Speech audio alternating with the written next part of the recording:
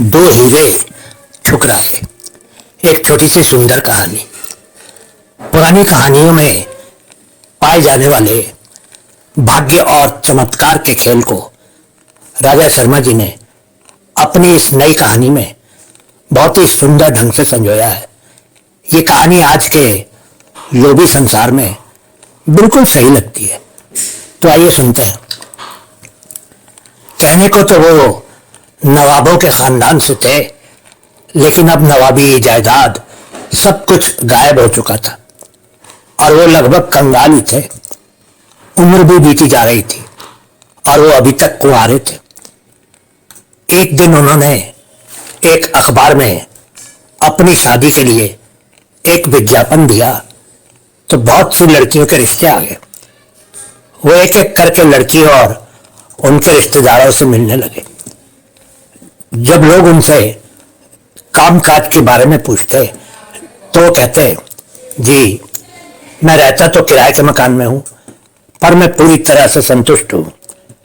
कुछ वर्ष पहले हमारा भी काफी बड़ा व्यापार था, लेकिन मेरे पिताजी की बीमारी के कारण हमारा सब कुछ बिक गया। उनकी बीमारी के कारण मैं भी उनके व्यापार पर ध्यान नहीं दे सका और धीरे धीरे उनकी बीमारी पर होने वाले खर्च के कारण सब कुछ ही बिक गया और हम कंगाल हो गए। नवाबी बस नाम की ही रह गई अब तो। और जब लड़की वाले संपत्ति या आगे के कामकाज के बारे में पूछते तो वह जवाब देते, संपत्ति के नाम पर तो मेरे पास बस एक ही खानदानी अंगूठी है, बाकी सब तो बिक गए। वो अपनी जेब में से एक रेशम की थैली में से एक बहुत ही सुंदर अंगूठी निकालकर दिखा देते थे। पूर्व नवाब साहब के बेटे कहते थे, मैं बहुत ही शरीफ और अच्छे परिवार से हूं और आप इस बारे में लोगों से पूछ भी सकते हैं, और लोग तो हमें आज भी नवाब साहब ही कहकर पुकारते हैं। मैं आपकी बेटी को बहुत खुश रखूंगा, ये वादा मैं करता हूं। अब इस हालत में भी अगर आपकी बेटी मुझसे शादी करना चाहती है तो मुझे खुशी होगी। सभी लड़कियों के रिश्तेदार उस कंगाल की बातों को सुनकर वापस चले जाते थे और कुछ तो उनको पागल भी कह देते थे। एक दिन एक और रिश्ता आया। वो एक बहुत ही खूबसूरत औरत थी और अच्छे परिवार से थी। नवाब साहब ने अपनी पूरी कहानी उस औरत अमीना चौधरी को खुलकर बता दी। वो लड़की उनकी साफ दिली से बहुत खुश हुई और उसने शादी के लिए हाँ कर दी। उसके घर के लोग और दोस्त सब परेशान हो गए और सभी कहने लगे कि अमीना का दिमाग खराब हो गया था जो एक कंगाल से शादी करने जा रही। शादी हो गई और पति पत्नी सुख से रहने लगे। करीब एक वर्ष के बाद नवाब साहब की पत्नी अमीना की एक सहेली मुमताज उससे मिलने आई। अमीना ने उस सहेली को अपना एड्रेस फोन पर बता दिया था।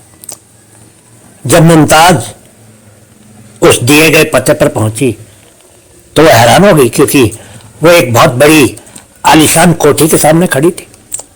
वो नवाब साहब का नया घर था। मुमताज ने हैरान होकर अपनी सहेली अमीना से पूछा, अरे तुम्हारे नवाब साहब तो बिल्कुल ही कंगाल थे, तो फिर ये आलीशान घर? मैं भी तो उनसे शादी के सिलसिले में मिली थी, पर उन्होंने कहा था कि उनके पास कुछ भी नहीं था, सिर्फ एक अंगूठी के सिवा। इसीलिए मैंने नवाब साहब से रिश्ते से इनकार कर दिया था। लेकिन कुछ ही दिन के बाद तुमने नवाब साहब से शादी कर ली थी। मैंने तो तुमको भी उनसे शादी करने से रोका था, पर तुमने किसी की भी नहीं सुनी थी। इतनी जल्दी तुम्हारे नवाब साहब इतने अमीर कैसे हो गए?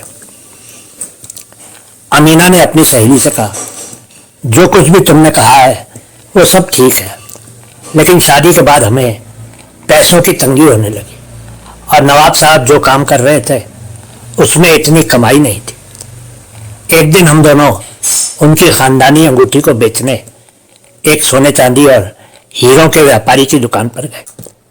उस दुकानदार ने कहा कि वो एक नायाब अंगूठी थी और उसमें लगा हीरा ही सिर्फ 4 करोड़ रुपयों का था।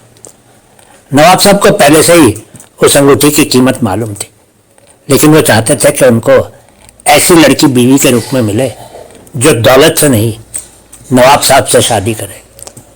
हमने वो अंगूठी बेचकर एक होटल खरीदा और एक ही वर्ष में उस होटल की कमाई बहुत बढ़ गई और कुछ दिन पहले ही हमने ये नया घर खरीदा।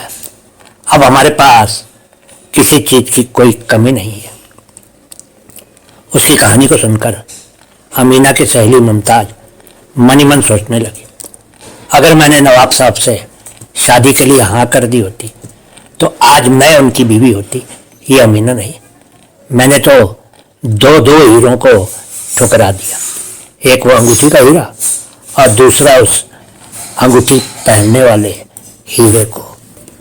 बहुत बहुत शुक्रिया दोस्तों। हो सके तो हमारी ये छोटी छोटी कहानियाँ अपने मित्रों के साथ भी शेयर कीजिएगा। हम हमेशा आपके आभारी रहेंगे।